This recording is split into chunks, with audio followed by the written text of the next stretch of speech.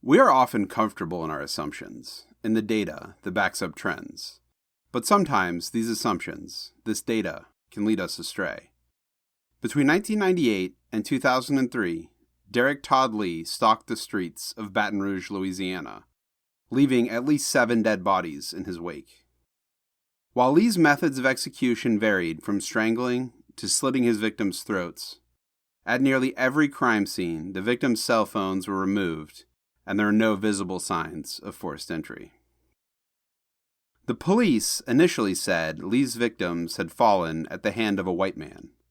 Most of his victims were white, and there is a statistical trend that says white victims typically mean a white killer. Beyond this statistical trend, there is a societal bias towards the myth of the white serial killer. This myth is fueled by the many white serial killers who have become pop culture icons like Ted Bundy and Jeffrey Dahmer. However, African Americans comprise approximately 20% of serial killers in the United States, which is close in line, if not a bit higher, than African Americans' overall share of the U.S. population. Derick Todd Lee is the perfect storm where societal bias, statistical trends, and serial killer mythos combine to prolong the reign of a brutal killer.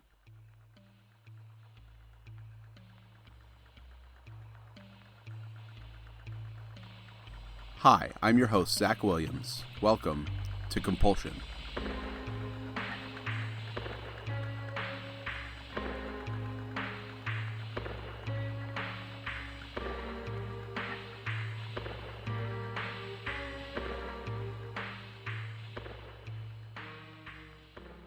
Derick Todd Lee was born on November 5th, 1968, in St. Francisville, Louisiana, to Samuel Ruth and Florence Lee.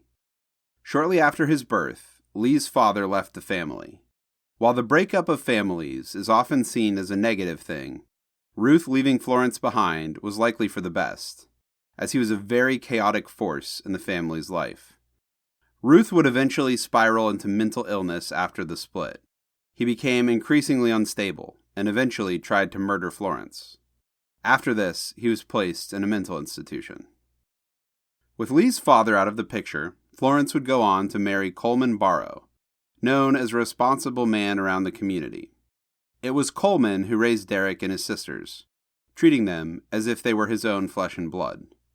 Florence and Coleman stressed the importance of education to their children and raised them in a religious setting, relying on the moral teachings of the Bible to guide their children toward the righteous path.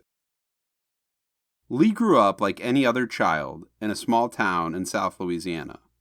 His social world centered on neighbors and friends who were often part of his extended family.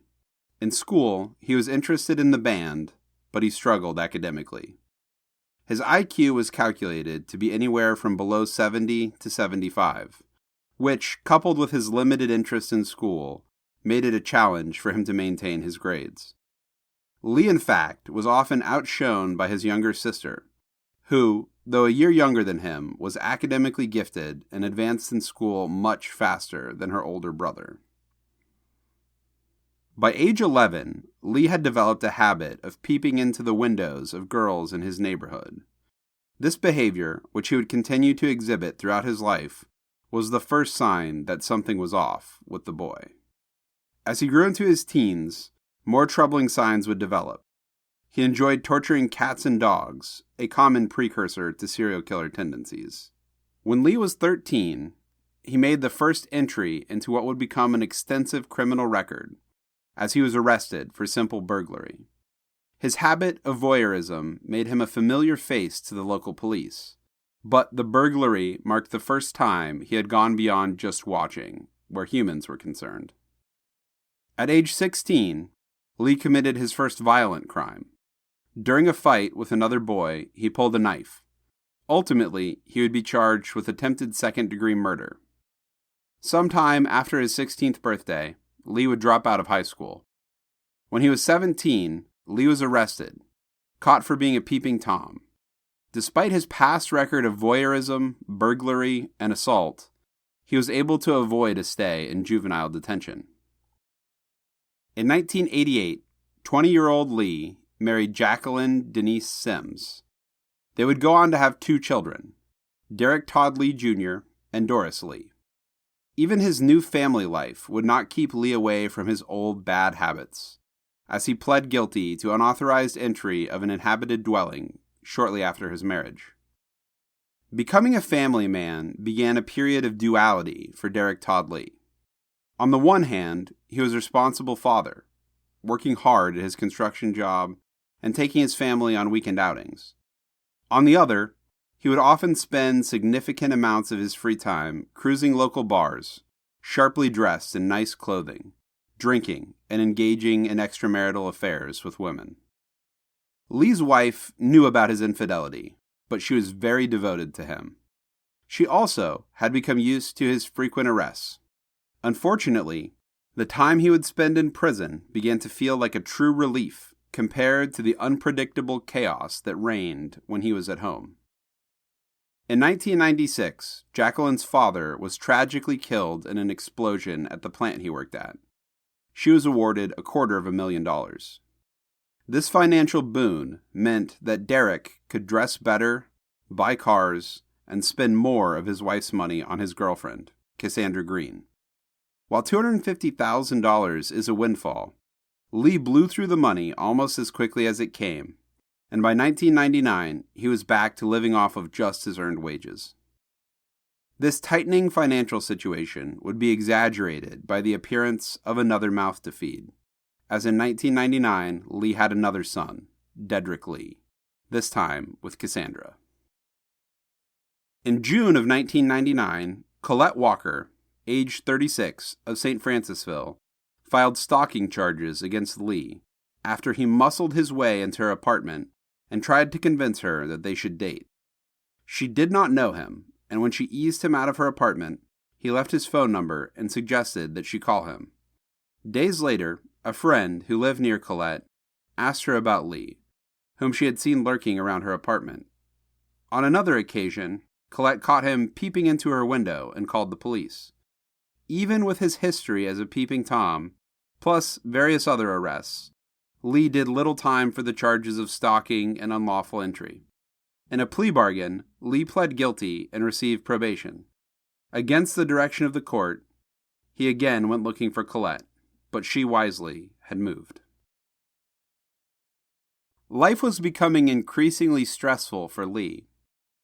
The extra money was gone, and finances were tight. He was arguing a lot with Cassandra, and in February of 2000, the fighting escalated to violence. She started proceedings to get a protective order prohibiting Lee from getting near her. 3 days later, he caught up with her in a bar parking lot and violently assaulted her.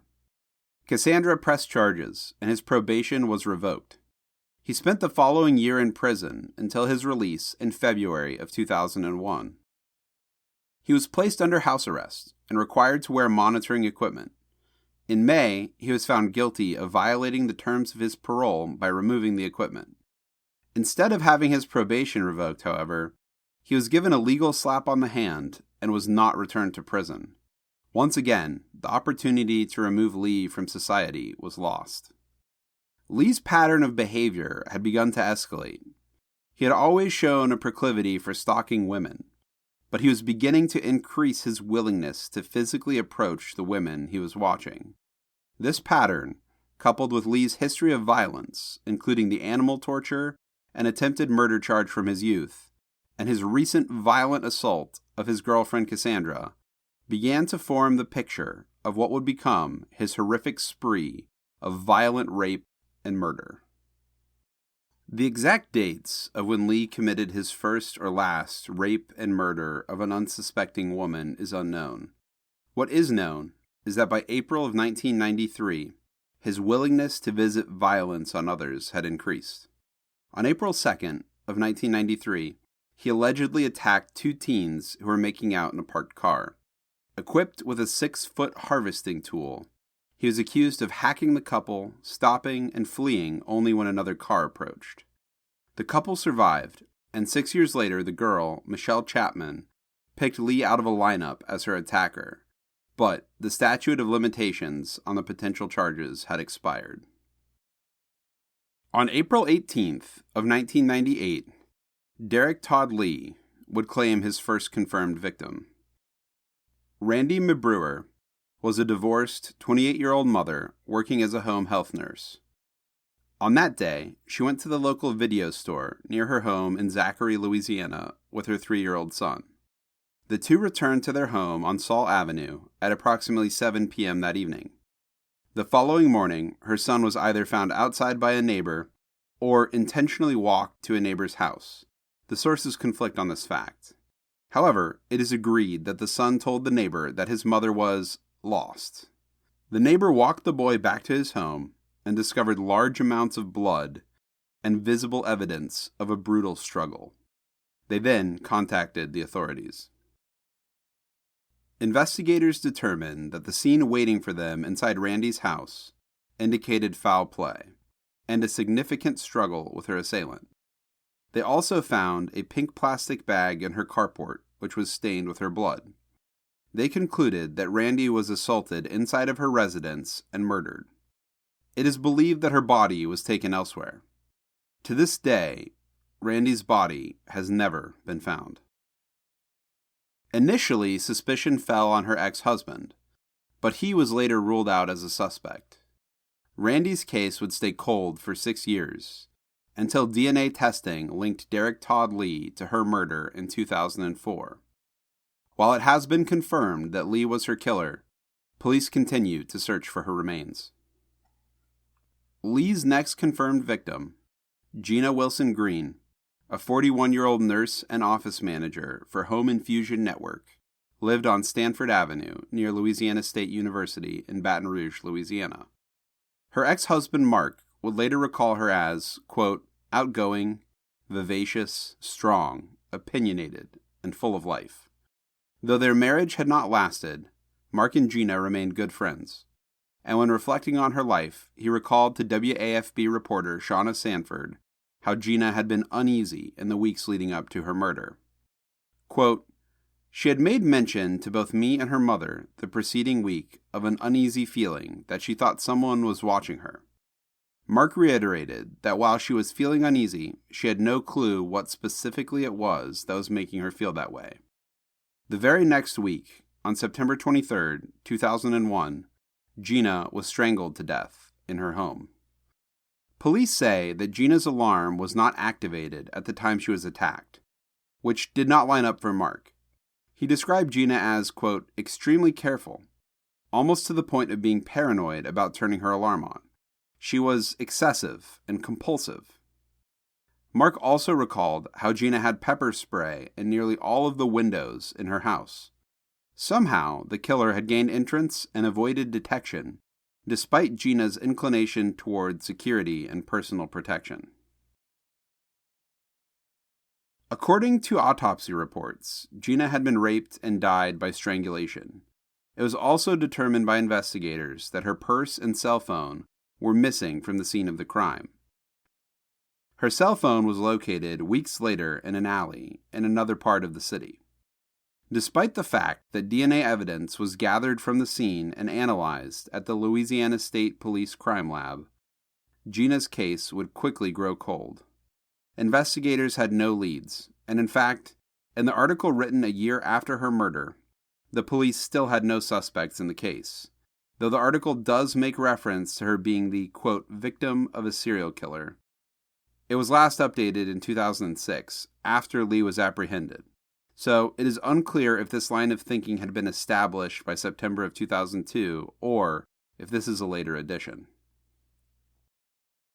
On January 14th, 2002, Geralyn DeSoto, a 21-year-old student at LSU, had made arrangements for a job interview that afternoon. She was planning on attending graduate school in the fall of 2002, and was hoping that this job opportunity would provide her a way to pay for her upcoming tuition. She never made it to the interview and was later found dead by her husband in their home. Geralyn had been brutally beaten and stabbed, ultimately dying from a slit throat. Sources conflict on whether she had been raped before being killed. She was found fully clothed, though it is speculated that her attacker could have raped her and then replaced her clothes. the West Baton Rouge Coroner's Office chose to go against standard procedure during her autopsy and did not run a rape kit. Despite no official evidence confirming rape, it is widely reported by many sources that she was raped before her untimely demise. It is unclear if her autopsy was revisited or if those sources are engaging in pure speculation here. Initially, her husband was the lead suspect in her murder. However, her family long suspected that she was the victim of a serial killer in the area. They even made a habit later of attending some of the serial killer rallies that were being held at the state capitol in Baton Rouge.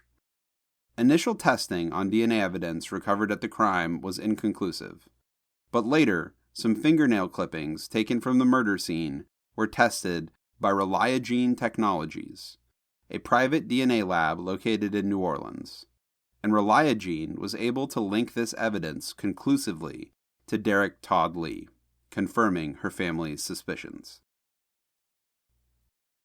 The clear pattern emerging here is that Lee was able to continue to rack up a body count before conclusive evidence would tie him to any crimes, and unfortunately, his reign of terror was just beginning. On May 31st, 2002, 22-year-old Charlotte Murray Pace was on top of the world. Only 1 week ago, she had earned her master's degree in business administration at LSU, one of the youngest students ever to receive an MBA from the school.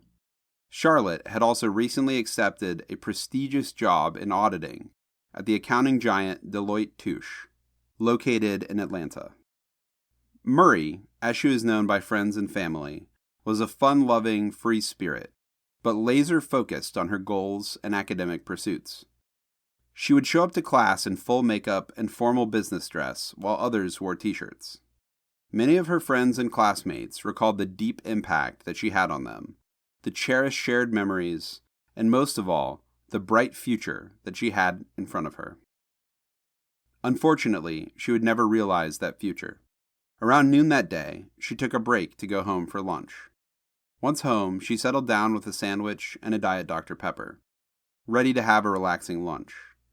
But then, her home was invaded by her killer. The exact timeline is not known, but sometime between noon and 2 p.m., she was raped, brutally stabbed over 83 times, and ultimately had her throat slit. Her roommate found her dead around 2:15 p.m. Authorities believe that Pace put up a very strong fight against her killer, and even attempted to escape from her home. Veteran police investigators in Baton Rouge were quoted as saying it was the worst crime scene they had ever worked. Not only was she stabbed 83 times, mostly by a 12-inch screwdriver, but she had been beaten with a clothes iron until it shattered, had her ears cut in half, and had been bitten on the thigh. Murray did not go down without a fight, though, as the scene was also covered in her assailant's blood. She had fought hard in an effort to save her own life, but tragically had been unable to escape. Ultimately, the blood that Murray was able to spill from her assailant would be critical, as it was collected by authorities and processed. It would be a key piece of evidence that would later prove that it was Derick Todd Lee, the prolific and monstrous serial killer who had invaded her home and stolen her promising future from her. Little more than a month later, on July 9th, 2002, Diane Alexander was at her home in Bow Bridge when she was attacked. Alexander said that a black male knocked on her door asking to use her phone. When the man discovered that her husband was not home, he overpowered Alexander and attempted to rape her. The man then brutally beat her and attempted to strangle her with a telephone cord. Alexander's son arrived home during the time of the attack. His arrival spooked his mother's attacker, and he found his mother lying on the floor, covered in blood. Miraculously, Alexander was able to survive the attack. Later, in May of 2003, she would help police develop a composite sketch of her assailant. Alexander would go on to provide key testimony which would lead to Derick Todd Lee's conviction. A mere 3 days later, on July 12, 2002, Pam Kinamore was kidnapped from her home, raped, and brutally beaten to death. Kinamore was an interior designer who owned and operated her own antique shop called Comforts and Joys. Her husband had arrived home only to discover disheveled furniture and spots of blood on a bedroom rug, though there were no signs of forced entry. Pam was missing, and he alerted the authorities. Her body was found just south of the Whiskey Bay exit on I-10. Much like many of Lee's victims, Pam had defensive injuries and cuts on her neck. DNA recovered from Pam's body linked her attacker to the same man who had murdered Green and Pace. In September of 2002, the Baton Rouge Police Department would acknowledge that they had a serial killer operating in the city. They worked with profilers to develop a profile for the Baton Rouge serial killer. The profile pointed to a white man. This would later cause a large amount of criticism of the profilers. However, it makes sense and is in line with the victims to this point. An article by ABC News reviewing the inaccuracy of the profile put out by BRPD would examine the reasons for this discrepancy. Most experts agreed that it was likely a common used equation that led to the idea that the Baton Rouge serial killer was a white man. 4 of the 5 victims thus far had been white, and typically, serial killers do not kill victims outside of their own race. Quote, "The way the race is generally determined is largely dependent on the race of the victim," said James Allen Fox, a criminal justice professor at Northeastern University in Boston. "There's a statistical tendency. It doesn't mean it's a perfect match." Fox added that the race similarity is also significant when the crimes are committed in close physical proximity. Of the Baton Rouge serial killer's 5 known victims, 3 were strangled, 1 was beaten to death, and 1 had her throat cut. Quote, "Because serial killers are cautious, aiming not to get caught so they can kill again, they tend to operate where they are most comfortable," said Pat Brown, a criminal profiler and CEO of the Sexual Homicide Exchange. "They don't pick women according to race, they pick who's convenient." Brown said serial killers often have to loiter in an area for a long time, either hunting for victims or disposing of evidence, so they also have to be comfortable in that area. Despite this error, which did much to hamstring the investigation, the experts agreed that part of the issue has to do with societal expectations of profilers. Quote, "There's a desire to have something magical, to have some worthy people go in a room and look at some information and come out with information like an oracle about what that person is like," said Robert McCree, a police science professor at John Jay College in New York. The profilers who worked on the Baton Rouge serial killer case are far from incompetent. There are good reasons why the crimes were attributed to a white man, and they have to do with demographic trends, media pressures, and a misunderstanding of the work that profilers do. Along with the 2002 profile, a composite sketch of the suspected Baton Rouge serial killer had been released to the public. The picture was of a white male with a long nose, long face, and long hair. Once the picture was released, the task force became inundated with phone calls, and the investigation bogged down following up on tips. They, of course, were looking for a hypothetical killer created by the profiling team, which acted as a huge roadblock to finding the true killer, Derick Todd Lee. With this inaccurate profile and composite sketch of a white man creating a smokescreen over the investigation, Lee was free to continue his reign of terror.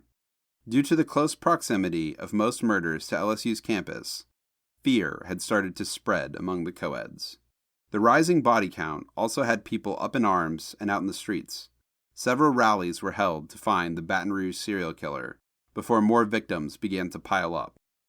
Unfortunately, all of these rallies were being held in vain. On November 21st, 2002, Trenisha Dene Colombe was kidnapped from her Lafayette home. She was just 23.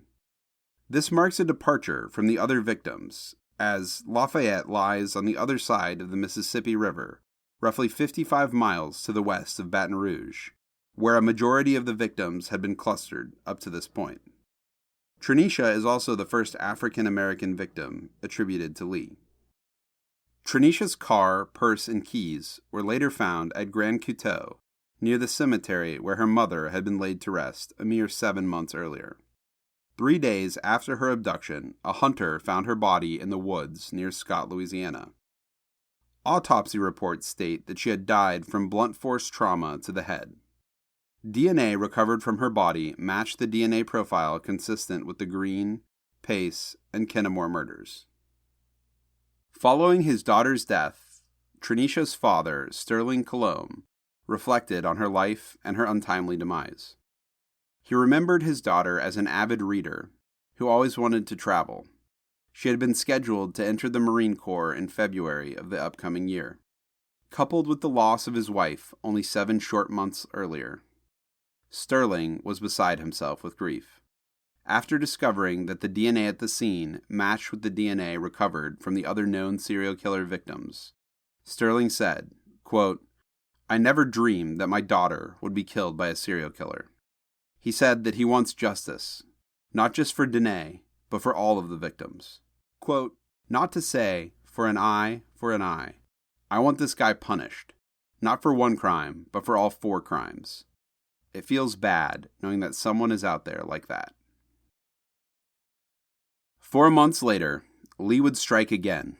On March 3, 2003, 26-year-old Carrie Lynn Yoder was kidnapped from her LSU apartment between the hours of 6 p.m. and midnight. Yoder was a graduate student studying biological sciences at LSU. 10 days after her kidnapping, Carrie's body was found in Whiskey Bay, near where Pam Kinamore's body was found. Police believe her body was thrown from a nearby bridge. She had been raped, beaten, and strangled to death. Baton Rouge police confirmed DNA evidence recovered during the autopsy and analyzed at the Louisiana State Police Crime Lab matched the DNA profile from the murders of Green, Pace, Kinamore, and Colomb. Her parents remembered her in an article reflecting on her murder written 5 years after her death, when they were awarded her honorary Ph.D. Quote, "She was very intelligent, well-spoken, always happy.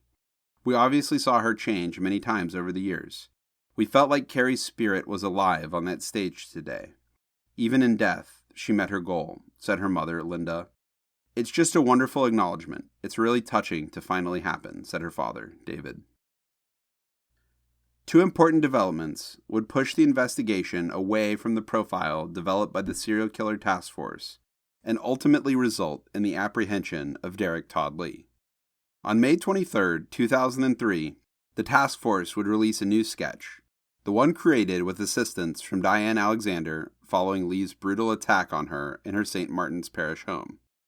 He was described as a, quote, "clean-cut, light-skinned black male with short brown hair and brown eyes, probably in his late 20s or early 30s. This description and sketch matched Derick Todd Lee. In conjunction with this retooled search for a man matching Lee's description, the parishes surrounding Baton Rouge were doing a review of unsolved murders involving women and collecting DNA. One of those murders happened to be that of Lee's first known victim, Randi Mebruer. Randi, killed by Lee 5 years prior in 1998, would ultimately prove to be the stumbling block that would get him caught.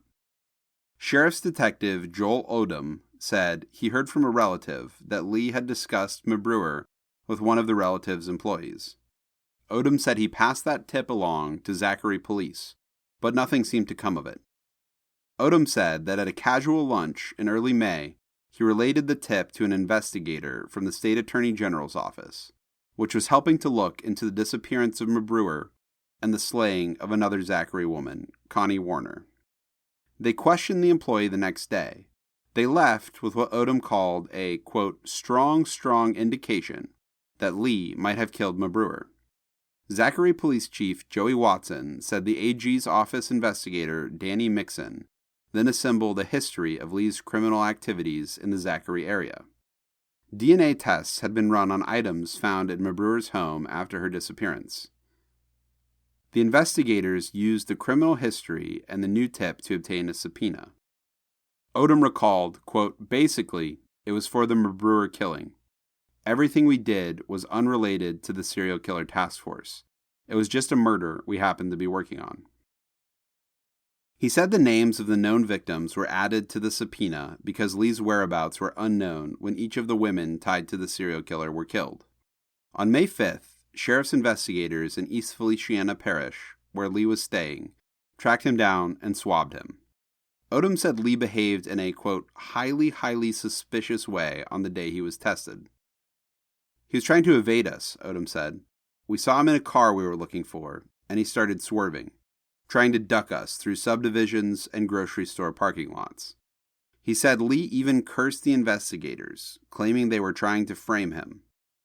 Once Lee was swabbed for a DNA sample, his behavior changed dramatically. He went from belligerent to just like a whipped puppy in a matter of seconds. I think when we went over there to swab him, he thought we were going to arrest him, but we didn't have anything at that time. Lee apparently didn't flee the area immediately after being swabbed, though it is widely reported that he did. Former St. Francisville Police Chief Kenny Simmons said he bumped into Lee on a street in St. Francisville on May 20th. 3 weeks after the swabbing, the results came back from the State Police Crime Lab. The test linked Lee to the original serial killer victims. The crime lab alerted the multi-agency task force. A warrant was issued for Lee's arrest on May 26, 2003. When police went to apprehend Lee, he had fled, taking his family to the Atlanta area.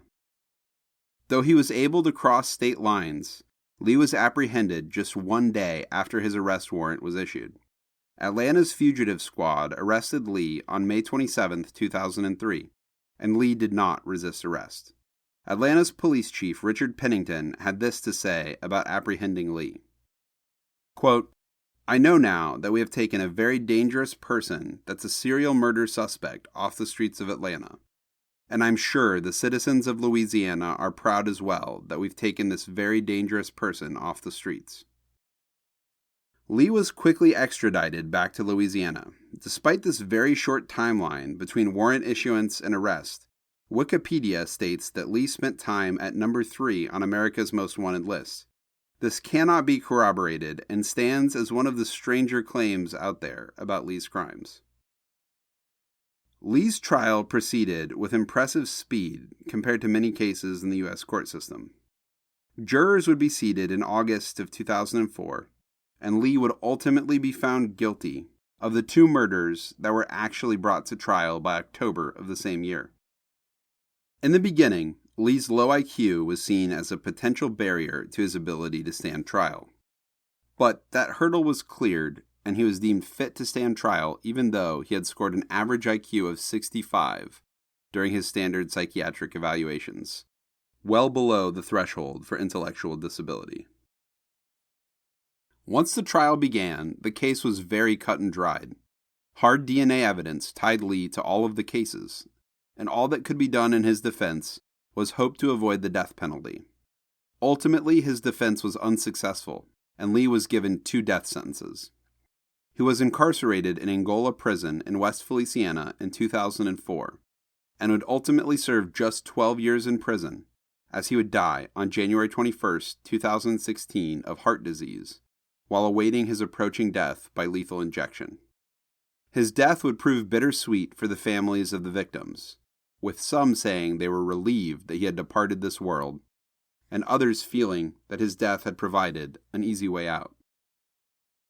Lee's intriguing case continues to inspire speculation. His extensive criminal record, proximity to the victims, and long history of receiving very little punishment, even as a repeat offender, all garner well-deserved criticism of local law enforcement. Many point to the failed serial killer profile as another sticking point within the investigation.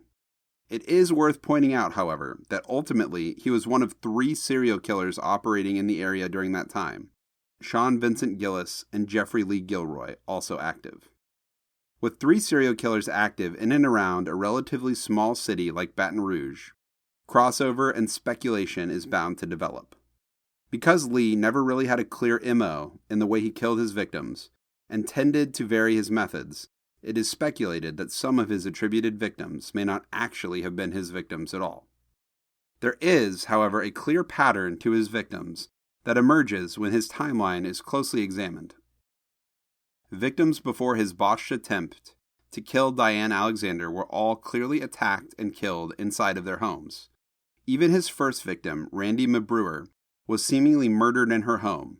Though her body was not found, it is likely that the presence or appearance of her small son may have spooked Lee and led him to remove her body from the scene. Green, DeSoto, and Pace were all murdered inside their homes, and their bodies were left to be discovered. Yet, in July of 2002, when Lee attempted to murder Diane Alexander, he was accosted by her son and scared away from the scene. This appears to have had a lasting impact, because his next three victims, Kinamore, Colomb, and Yoder, were all kidnapped, murdered, and then had their bodies deposited elsewhere. Two of them, Kinamore and Yoder, were dropped in almost the same location.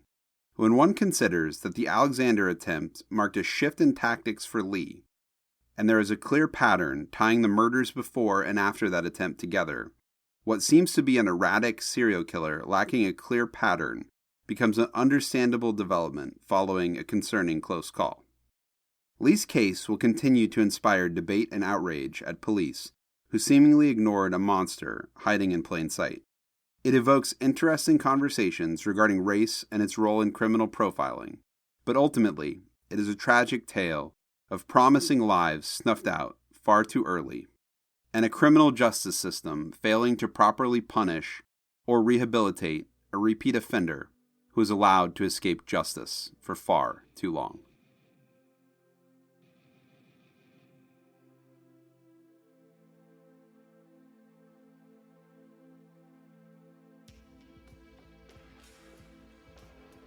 Music is provided by Hexsystem.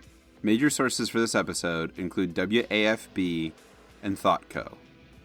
For a full list of sources, as well as links to our sponsors and contributors, please see our show notes.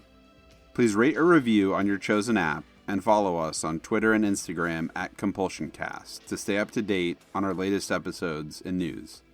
See you in 2 weeks.